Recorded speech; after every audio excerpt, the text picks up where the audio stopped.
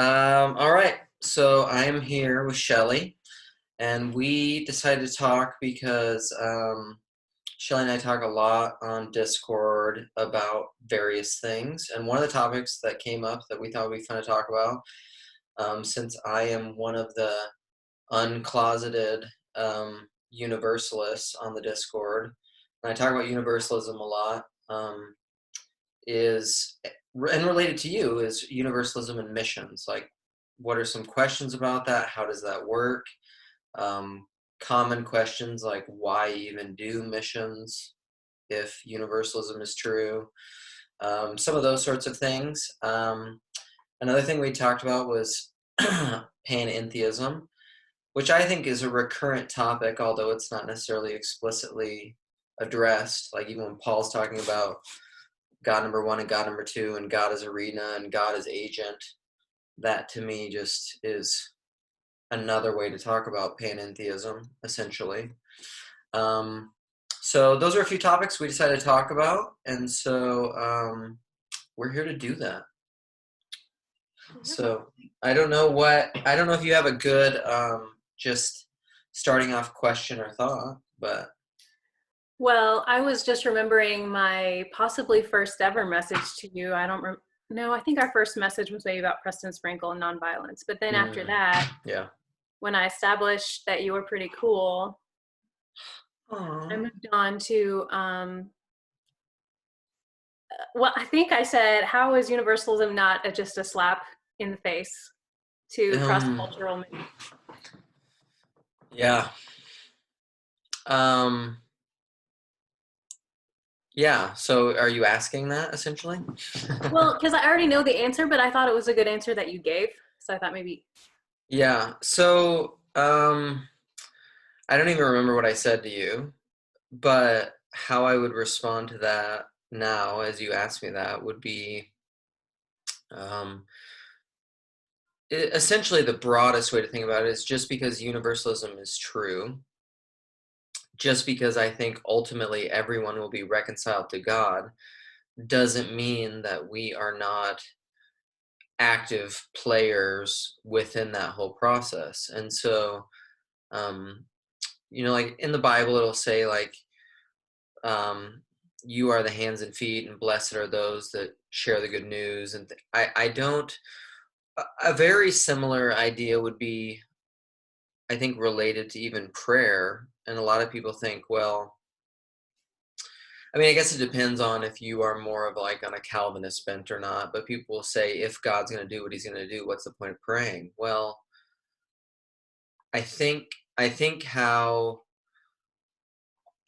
even if you think like in the end, all of the names are written down in the Lamb's Book of Life and it's sealed and it's done, how that all plays out in time is a mystery to us. And I think that even regardless of how you conceive of all those things, whether or not you're a universalist or you have other beliefs of hell and how all those things believe, I think the thing that's nice about it, really, at the end of the day, is that what we are called to do day in and day out isn't so much to sit around and pontificate about all those labels and what's to happen. We're what we're called to do is pretty basic, which is to give a David Dark. So there's this author, David Dark, that I really like. He's written a number of books, and he always said it this way: is he said the call of the Christian is to bear witness to the witness that they perceive. So what we're called to do is to speak, live, act as if in the world, in accordance with what we see in the truth and the life of Jesus Christ. And so, and what that, and ultimately, even, whether or not one is a universalist or not, however, ultimately it doesn't matter. Somewhat. I mean, I think it does matter, but what I mean by it doesn't matter is it doesn't matter how we ought to live today, you know? Yeah. Yeah, that was the answer that you gave, and I was like, "Oh, dang, that's a good answer," because I was expecting a different answer, but that's exactly we already established I'm a pretty concrete person. I can't go very far in abstract. Yeah. But I don't know, when it comes down to, like, the Great Commission, Yeah. it's like Jesus told us to do it, and we can, like, as you said, kind of pontificate as to why he said. Is it because to save people from hell, or is it not? Yeah. It's not actually our job to know why, it's just our job to do it. Right. So, that is actually your answer is what kind of didn't close the door on the idea for me, because I've heard some other arguments that I don't know, I can't really jive with, but I like that one. It doesn't actually, I mean, and I also really like Sherry's quote that she said before about, I can't say it right. Like if you don't believe universalism, you're an ox, and if Oh, you think it, you're an yeah. ass. If you believe, why? What is that? It is a good one. Like if you don't believe in universalism, you're an ox, and if you preach it, you're an ass. Yeah. Yeah. Yeah, I think that's really good because yeah, I think that's a great one Yeah. actually.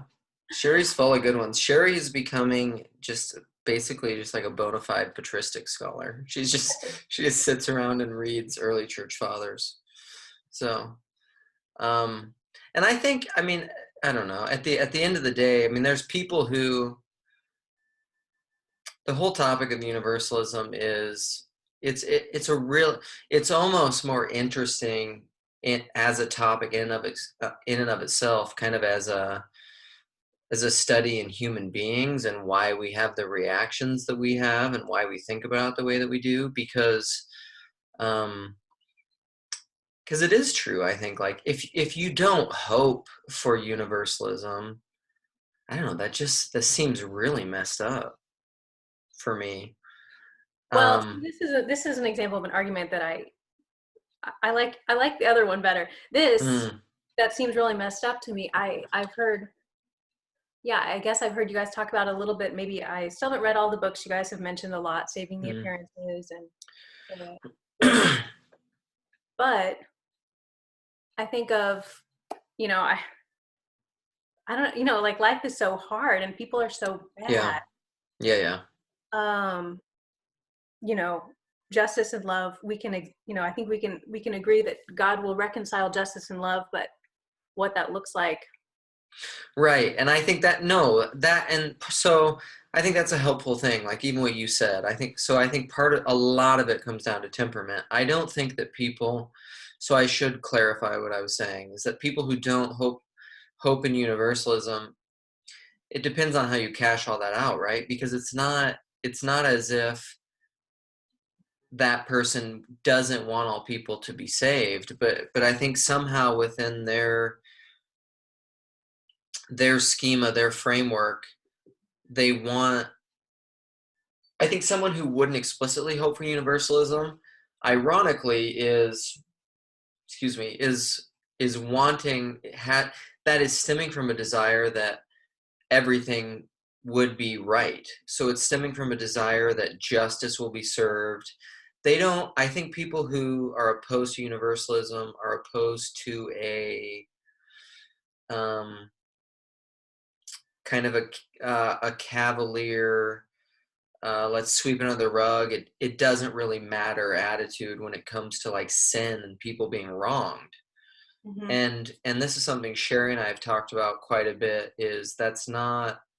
I'm sure there are those types of universalism, but that's not the kind of universalism that I'm advocating. Like the kind of universalism that Sherry or I or David Bentley Hart or a lot of the early church fathers who may or may not have been universalists, or George MacDonald for that instance, or is advocating, is not like it doesn't matter what you do. It's just like it's a terrifying awareness that everything that you do matters and you don't get away with anything, and that even if you do sin, it doesn't mean that there's not grace and forgiveness and love and compassion, but like every step away from God, I mean, you really could just think about it like climbing a mountain.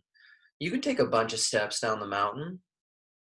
Um, and you can do it in a really, I mean, you can lazily just like gluttonously eat your way slowly rolling down the mountain, and making it worse and worse every step you go down. But like that climb back up, that inevitable climb back up from a universalist perspective is going to be way harder than if you didn't do all that. And so it's not as if things don't matter and wrongs don't need to be made right. Absolutely, I think they do. Um, Almost in a more, so like I grew up, or not grew up, but kind of even in my early adulthood was in more like um evangelical Calvinistic cultures. And almost, I would say almost certain understandings of atonement and salvation, almost even way more so than where I'm at now, give you like a get out of jail free card, sweep it under the rug thing. 'Cause it's just like, it doesn't matter what you do. It's a like, it's very, like, I don't know if you heard the author Jerry Bridges, which he came up with this phrase called, I'm trying to think of the book, but it's just like the great exchange, where it's just like your sin for Christ's righteousness. So like he takes all your sin, you get all his righteousness, you're reconciled to God, justification, you go. But like it's ultimately like, so it doesn't matter what you did because Christ took that Yeah. and you get all his righteousness and you just go to heaven. So like there's no, and it's just a different way of conceiving of it. I think both people think like it's all mediated through Christ, but one of them is like, the current one that I hold is like, you got to own it. It's not like, it's not that like Christ just takes it and you don't have to, through potential like suffering and pain and struggle, be reconciled to God. It's kind of just like a quick magic. Jesus gives you all his righteousness and you're okay, you know? Yeah. Right. Well, I feel like, I mean, just as, yeah, I feel like that's a little bit of a caricature of the other side in what you mentioned about universalism. Like, yeah, there's a little bit of caricature. I think part of it's just a PR issue. It Both could sides be. got to work on their messaging a little bit. Yeah. No, it could be. And I mean, and that's what, and I mean, I don't, so like the culture that I came out of, that's maybe, I don't know, a more technical theologian, I guess, would say like that's not really how it works. Um, I don't know. Could be. That's the way it always felt to me. I mean, I kind of grew up, or at least ran in those circles in university. And to me, I guess I would have said, it doesn't matter what you've done, but it definitely matters what you're going to do. Mm, As far as like your sins are forgiven, but what you now, you're accountable. Yeah, I never felt, but again, there's, I don't know, I feel like there's unfaithful people in both camps. There's people who don't sure. understand in both camps. There's people who misrepresent in both camps. So, Yeah. It's almost more like I can't. So George MacDonald in his sermon on justice talks about this, and actually I think Timothy Keller uses a similar illustration in one of his books. I'm trying to remember the book. It'll maybe come to me, but it's essentially, I think the illustration George MacDonald uses is like a stolen watch, and I think Tim Keller used the illustration of a broken lamp to talk about sin. And um, Tim Keller says like if you break a lamp, it's not as if someone can forgive you, sure, but the lamp is still broken. Like someone has to pay. Like either the lamp needs to be replaced, or the person whose lamp was broken just needs to eat it essentially and not mhm. take a lamp. But that in a sense is a payment. And I think George MacDonald talks about like a stolen watch, and he's saying a thief can steal a watch, and that, I'm not going to recount this super well, but like, and that's one thing, and you can forgive that thief, but yet but yet his understanding of God and justice and reconciliation is that justice isn't saying like, I forgive you, it's fine, like I can just let it go. Justice is actually like, you restore what you have wronged. Right. Like that's part of the restoration, and that's not like it's not like a merely punitive, like this is the punishment you have to have, this is your consequence, this is what you need to do. It's like if your kid steals candy from a store and you say like, you have to go back, you have to pay for that, you have to apologize. It's not just a mere consequence that you're forcing them to go through as like a punitive shaming thing. It's like for your own good, you have to make this right. Right. It's like Jean Valjean and Yeah, the priest. yeah, for sure. Yeah. Exactly. So, I don't know. All that to say, I think on what I would call a truly Christian, robust understanding of universalism, um, it's not a take that is flippant with sin. It's just saying that ultimately, I think no matter, really, it's just, in my mind, it's just a really extreme understanding of grace and mercy and God's pursuing love. It's just, you can't escape it. Like no matter what you do, it's God is too good. He's too pursuing. He won't let anyone go. Um, and I think, I don't. It's this whole conversation doesn't have to be about universalism and God, but it's just kind of like, ultimately, I don't know. Sorry. Yeah. Oh, this is my wife. Pause. Okay. Universalism and Universalism. Yeah. talking So we're about. back. Um. So I don't know. I mean, if I don't know. Do you have more thoughts on missions and universalism or universalism in general? Yeah. I just think about, I mean, I think you and I grew up in a similar setup Hmm. church-wise.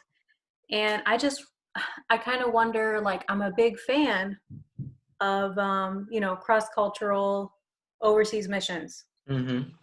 And I have to wonder if universalism would have sparked the same zeal, like the haystack revival, and all those great missionaries you read about.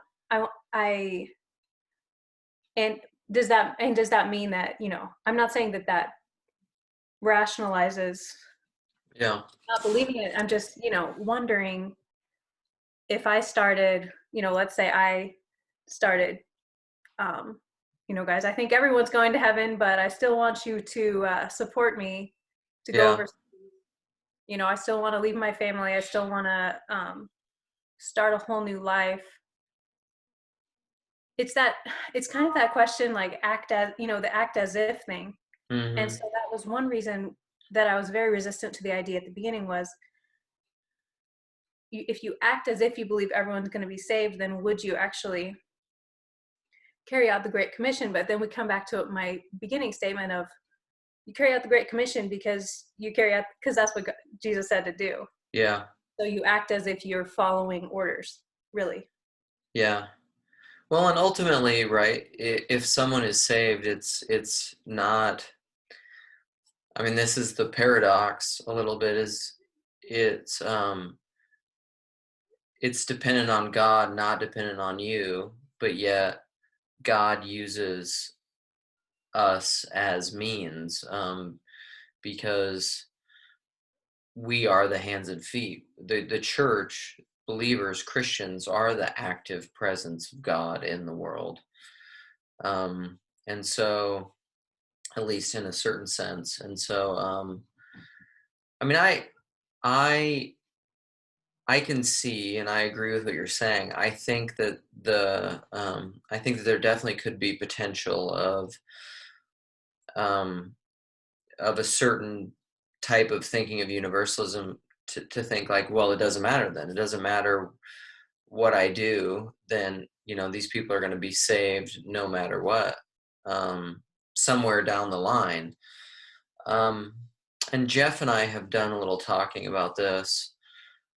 And while I don't know, it's weird because I don't know exactly how I understand human agency and our choice and what we really have power over. Because in a sense, I would say, yeah, it doesn't matter what we do, there is a sense in a way that I'm a determinist in which, like, I think what's going to happen is going to happen. But yet, at the same time, I don't think that alleviates me of responsibility for what I'm supposed to do with my own life, because I am a finite participant in this infinite thing. And just because I don't understand the infinite thing, that doesn't alleviate me of the responsibility of my role in it. And so, in a sense, I could see saying like, but part of it would be, I don't know. I don't know how much any of us have active control over that. So, like, I think Paul is talking about this a little bit, and Jonathan Haidt talks about this a little bit in some of his work and his books. But I don't know how much control our conscious mind has over what we actually do. I think a lot of that stuff is a lot more deeply embedded and, for a lack of a better term, pre-programmed. And so even like saying, oh, all of a sudden I believe universalism, so I'm not gonna share Jesus. Okay, all of that may be just kind of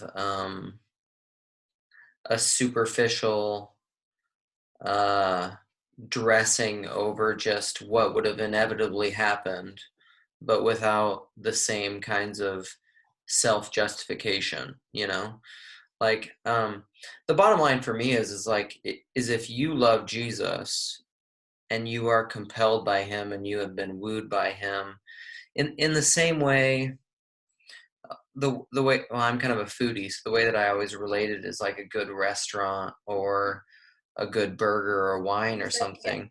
I remember Yeah. this. It's a good one. Yeah. Yeah. If I come across a really good restaurant or like the best burger I've ever had, I don't I tell people about it because I want them to experience that. Like I want them to join into the joy that I've experienced. Um, and I think the same thing is true of Jesus. It's not. Um, I think the person who is going to share Jesus is going to share Jesus regardless of their view of hell or salvation. Um, it's not I do agree someone. with you Go ahead. as far as sharing with Jesus, but I mean, I don't know. So, like, would you? Okay, I'm just gonna be self-centered here and focus on what I do. Like, Yeah. would you quit your job and raise money and go learn a new language and culture to tell someone about this awesome restaurant? I mean, the analogy breaks down, but you see what Right. I'm saying? I'm not talking. Would It's the you would crux it of have the weight? You right. mean? Yeah, I don't know. I don't know for real. And I don't know. I have a so I mean I can see that. Like there's a real I think of, I don't know, Charles Spurgeon said something like, I think there's some quote of him of saying like, if people want to go to hell, that's fine, but like we should make them go like clawing and screaming over our dead bodies, Yeah. essentially, or something like Yeah. that. Um, and I can see that, like, in the impulse to go and do what you're doing, um, requires a certain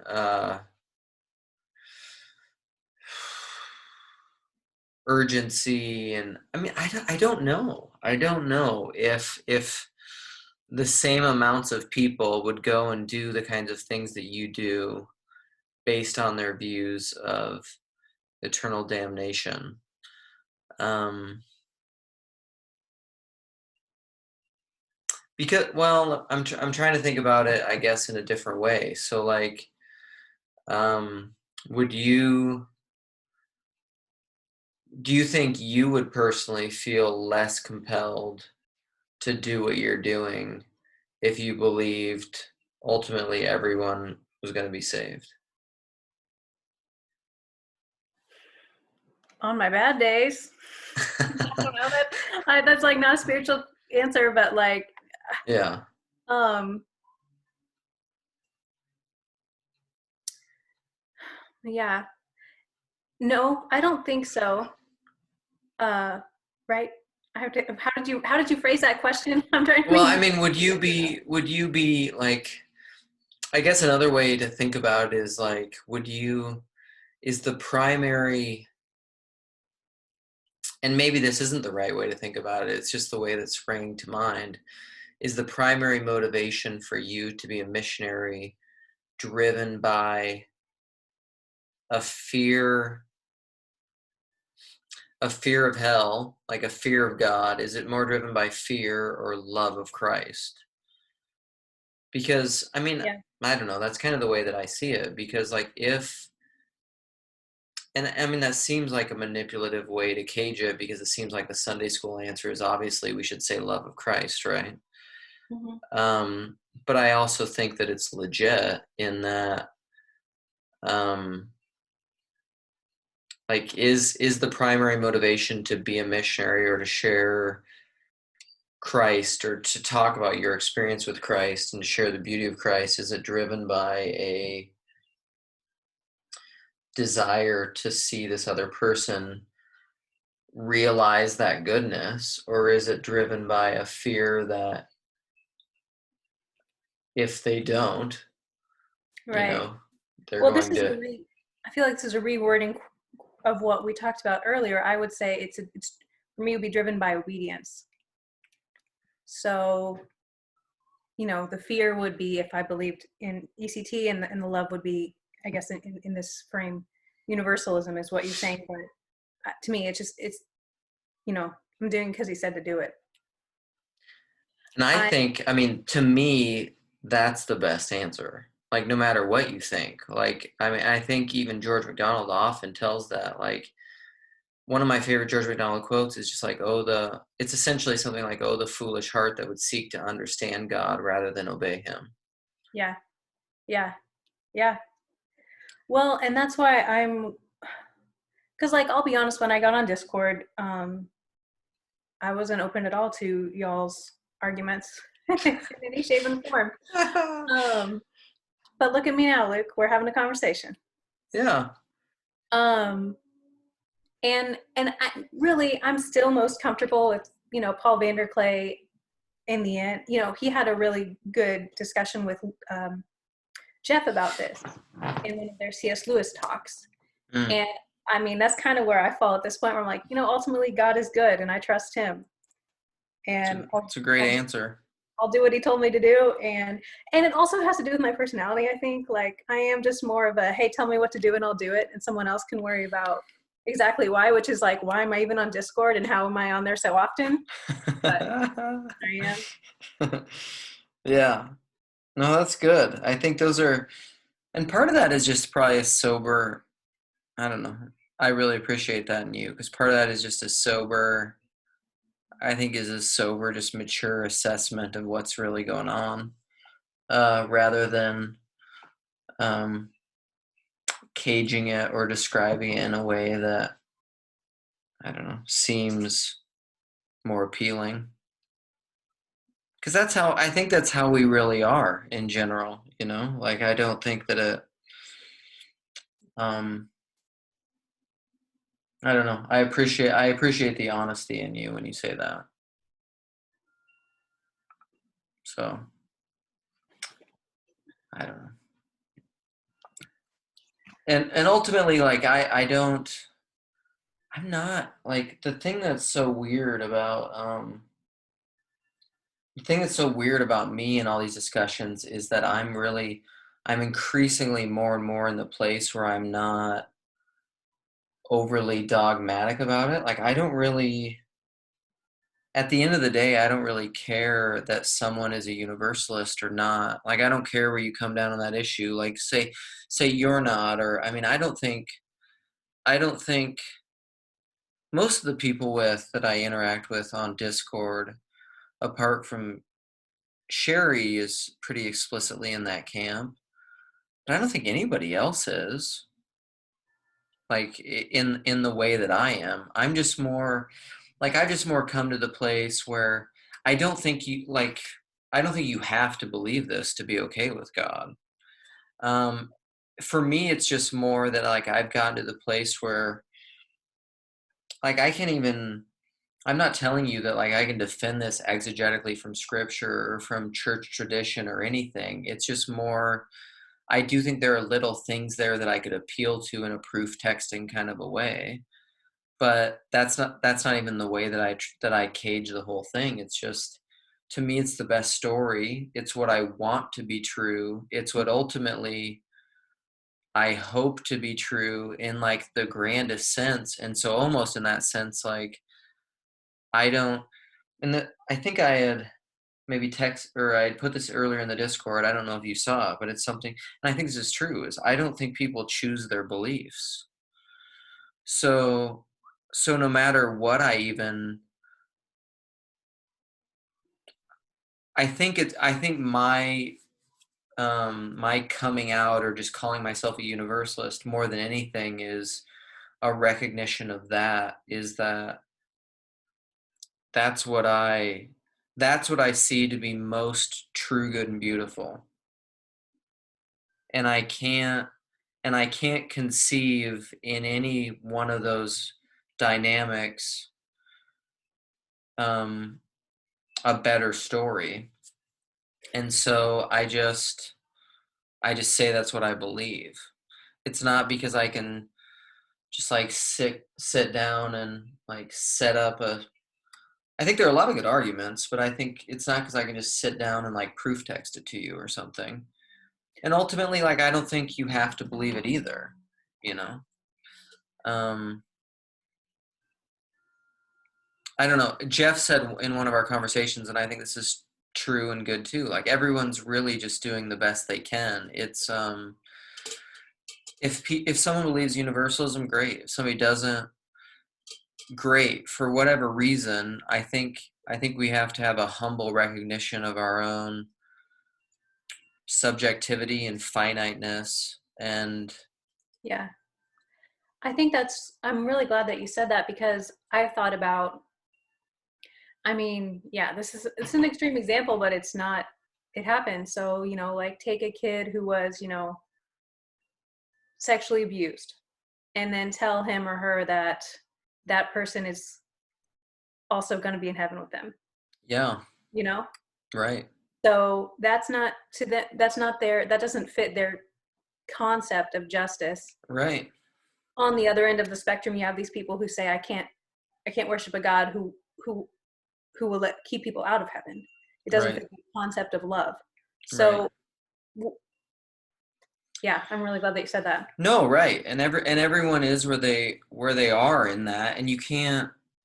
I mean, ultimately, too, I believe, I mean, this is a very Christian nonviolence understanding of God, as I believe God is also fundamentally uncoercive. Like, I think God is a God who woos. I don't think I don't think God is the kind of God uh, um who forces people to love him. Like, I just that's not how it works. And so um like, even so, I mean, one could say, just to use your extreme example, like, um even so, to use a great missionary example, right? Like Jim and Elizabeth Elliot, you could say someone like Jim Elliot, who goes and is murdered trying to be a missionary to these people he's trying to, you know, tell about Jesus. And then eventually his wife, and I don't know the story too well, is it just his wife or some of his kids too? Uh, no, I think just his wife. Well, his I mean, his kid was like 2, so Okay. yeah, and But then they his sister. Yeah, but they end up going back, right? Mhm. And witnessing to these same people out of love, and eventually Yeah. they become Christians and they all believe and they do that. So like um which is a very Christ-like example, right? You know, like while we were yet enemies, Christ died for us. And so like you could say to the child abuse victim, like the absolute greatest good is to forgive this person and through completely unworldly, upside down love, woo them in a Christ like way and through forgiveness and mercy and grace to the king. The person's maybe not there, and that's fine. Like I think this is the weird thing which I've been trying to work out in my own mind about being Trinitarian, is that it's not this simple dualistic black and white thing. I think Trinitarianism allows us to have there is an ideal, there is a right, there is a wrong, there is like a top of the pyramid, which is Christ and living in the world that way, but then also a sober recognition that while this is the proper way of being in the world, we're all not there, and it's okay, and it doesn't actually do any good to just like browbeat yourself and shame yourself and guilt yourself that you're not this when you're not. Like I think you can live in this liminal place of saying like this is the right way to be and I'm not there, and that's okay and it's not okay Hmm. at the same time. Yeah. And I think that's a much healthier place to be, because I was actually talking, we didn't air this conversation, we didn't, but I was talking to Matt about this the other day. Um, but it's a weird, Christianity is um, it's such a weird religion because I think it allows for hierarchy, it allows for right and wrong, it allows for black and white, but yet it simultaneously allows for all kinds of gray and all kinds of inversions of that in our subjectivity, which I think really frustrate overly conservative, ordered, controlling type people, because there's like, no, there's right and wrong. Hmm. Like, yes, but also No. not sometimes. Hmm. you know? Yeah. And I think that's because, and like Paul's been talking about this a little bit, but like Jonathan Pajot says, and that's because ultimately in Christianity, love is at the top of the hierarchy, not rationality. Is, and love will often invert and subvert our ways of understanding how it should apply in the world, you know? Yeah. Um, I have no idea. What was the initial question? I have no idea how that relates to that. We were talking about, you were saying that, this hypothetical abused Oh, child right. would work, which I agree. I mean, yeah, God's grace can do that. They would be able to accept that. I mean, ideally, I think as a Christian, you got to get to the place where you can like, or like say something that's just a little less abrasive than an abused child, but like and this is still hard, but like I would say, a couple who divorces or something. Hmm. Ultimately, I think reconciliation is the best thing, but I think but because of our finitude and our brokenness and our subjectivity, I think there's grace for when like that absolute pure idealistic like top of the hierarchy isn't met, because that's just the way God works. Like God is God in Christ. I mean, Jesus Christ is the perfect revelation of God. He's the perfect icon of God. You've seen me, you've seen the Father. I mean, even Sam the heretic would agree with these things. Um, Shout out to Sam the Heretic. yeah, but yet, So like God is this constantly, or God, Freudian slips, he wouldn't like that. Jesus is this constantly, he's this perfect representation icon of God the Father, in that the humble submission and inversion and washing of the feet and death to self and death on the cross allows us to know that, like, and this is very Kierkegaardian too, is just like this constant unanticipated inversal just happens all over in Christianity, and it's okay. Um, and I think God works through those things all the time for his good. Like it's a very, most simply, it's a very like Joseph and his brothers thing. Like, you meant this for evil, God meant it for good. Yeah. You know, like it wasn't the perfect thing. God reconciled it, you know. Hmm. God fixed it. Like, God worked through this way that you didn't anticipate. So, Yeah. well, that's a bunch of universalism stuff. I mean, PanEntheism touches on that. Interestingly, so this isn't, I don't know if you know this, but like, so I had um, have I told you this? So like, there was Cassidy and I had like, I don't even know what it was, 2.5, 3 hour conversation with Nathan Jacobs.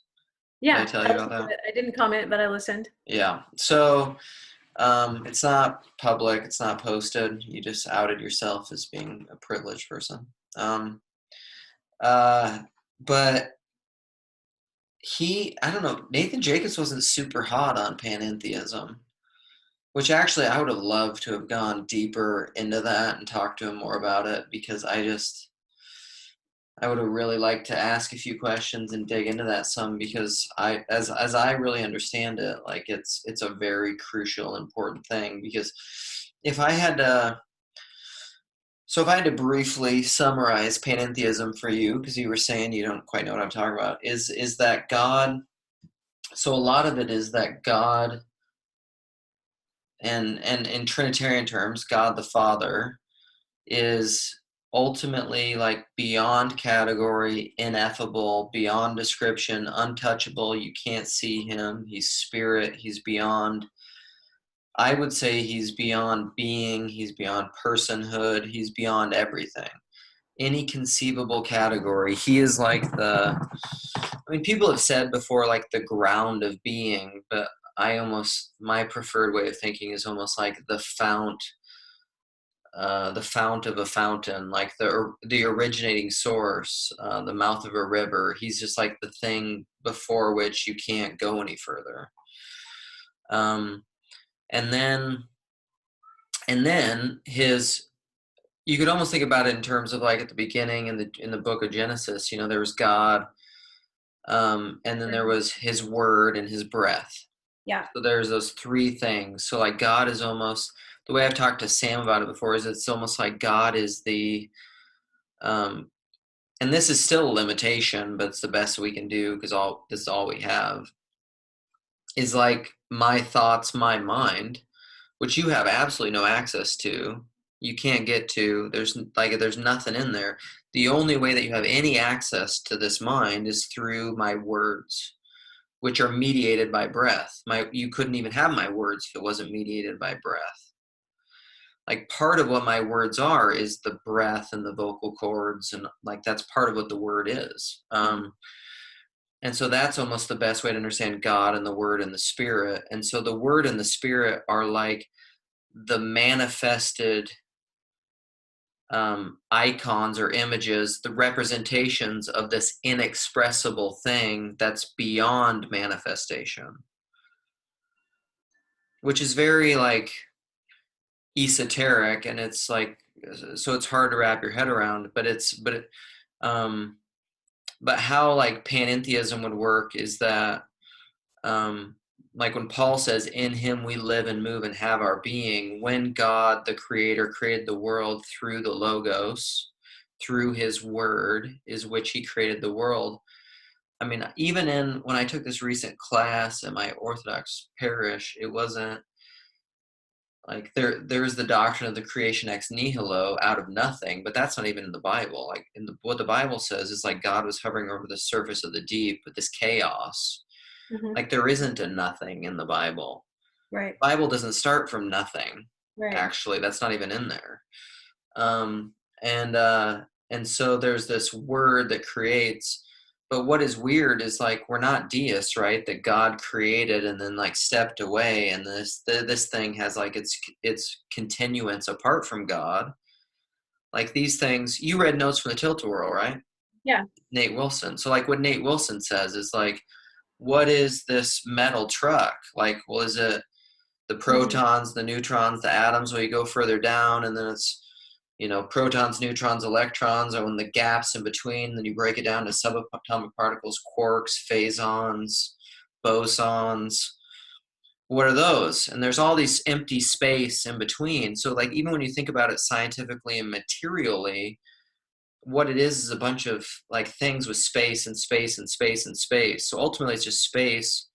Ultimately, if you took that down to its logical end, it's just space. It's nothing.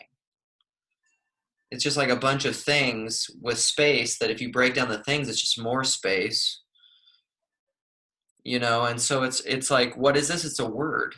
It's God's word.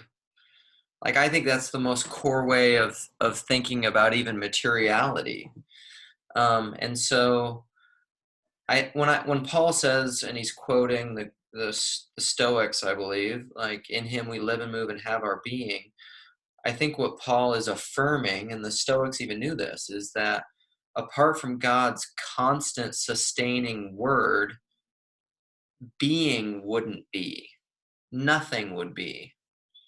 And so there's something, and this is a very Jonathan Peugeot thing, is there's the St. Maximus called it the logi, and before that even Justin Martyr talked about this too, but like it's the core thing within anything that holds it together, that makes it be. It's what makes you be you, me be me, my phone be the phone, anything be anything. And that is the expression, the word of the ineffable God. So God is everywhere, Hmm. but also distinct from the thing, distinct, somehow mystically distinct from the created thing. But he is the sustaining, I don't know if you could even say like animating, creating force within anything that is. So for you, once you've like kind of you've been chewing on this for a while, like how does it change? Does it change? How does it change your like daily actions? Well, great question. Keeping it practical. I can do no other, Luke. It's all No, I that hey, listen, it's a gift because got. for people like me, that's what I need. I would say when I am, um, you could say in tune or attuned to that reality, which I think is true. When I'm living in that spirit, it makes I would say that it makes the whole world is like this Orthodox father Alexander Schmemann says like it makes the whole world a sacrament, essentially. Like it makes the whole holy, holy, holy, the whole earth is full of his glory. When you really are tuned into that, it's almost like, I don't know, and this seems very like woo, like Buddhistic, weird Eastern mystical, and it is kind of, but like it's almost like the world pulsates with the glory of God a little bit, you know. And I'm not always in that place, obviously, because um, I'm broken and I'm sin, and I give over to my passions, and I fall away from that. But I think that's true. Like when I do that, when I give myself over to my passions, to my sin, to my brokenness, you have to lose that connection. You have to live in this divided world where you cut yourself off from that, because you have to. If you were constantly living in an awareness of that, how could you sin? And I think that I mean, truly, that's my understanding of theosis. I think that's where Jesus was all the time. And I think his life, all the way up into his death, burial, and resurrection, which was, I mean, even Jesus, Sam will love this, learned perfection by what he suffered. The Bible tells us that. Yeah. Even Jesus himself. And so, even though he lived in that space all the time and like, not my will but your will, and was constantly submitted to the will of the Father, where I think he lived in that world as sacrament kind of vision, it's impossible to sin in that space. So I would say I don't live in that space all the time. I try to. I think I understand that. So here, this is a self-burn. I think I understand that propositionally. I don't think I understand that all the time in an act as if way, or else I'd be a saint. Which I'm not. Right. That's helpful. I just feel like every time on Discord that you use that word, I'm like, I'm not sure. I'm not sure I'm tracking with you. Yeah, I don't. But that's helpful. Well, I'm glad. I don't. Sometimes I don't know. I feel like most of the time when I'm talking, nobody knows what I'm talking about. I don't even know if I'm making sense to myself. So, I don't know. If that makes some sense, that's good, I guess. Uh, oh, well, how long have we been going? You're the guy with the, I don't know. I don't have a timer thing here. With the phone? All Yeah. right. I should probably wrap it up. I gotta go see if my kids did their Zoom dance, and what else is going on. My wife's also texting me. My whole life now is absorbed into technology. I know it. Dang coronavirus. So what is Sure, we'll your, blame it on the coronavirus. huh? I said, sure, we'll blame it on the coronavirus. Right, yeah, it's the coronavirus's fault. So what is your, and I don't know if we can maybe have Jeff cut this out if you don't want to talk about it, but what is your longer term game plan? The original plan was to be in the States until October. Okay. So I guess that's still the plan as of now. Hopefully churches will open back up and I'll do the partnership development thing. Because it's kind of hard to do that before that. Yeah. You had your drive-by Have my drive-by party. party. Yeah. That was so sweet. Yeah. Yeah, I'm technically not supposed to be leaving the house for 2 weeks. So I Just go on, specifically because of coming from overseas? yeah, I think mostly the airports, honestly. Mm. Where I came from had cases, but it's still actually the country I came from doesn't have any deaths yet. Just a lot of Oh, cases. So yeah, I think yeah. mostly just like the airport thing. It's everywhere. I mean, it's just like, have you traveled to Africa? Oh, wait, it's here. It's everywhere. Yeah. Yeah, actually my African friends are like, "Are you okay? The US is bad." Yeah. Uh-huh. So, yeah. Man. Well, all right, October. That sounds like everyone else's plans at this point. Nobody really knows what's going Right. on with October, so all right, well, I'll stop the recording and then we'll still Yeah. talk some more, but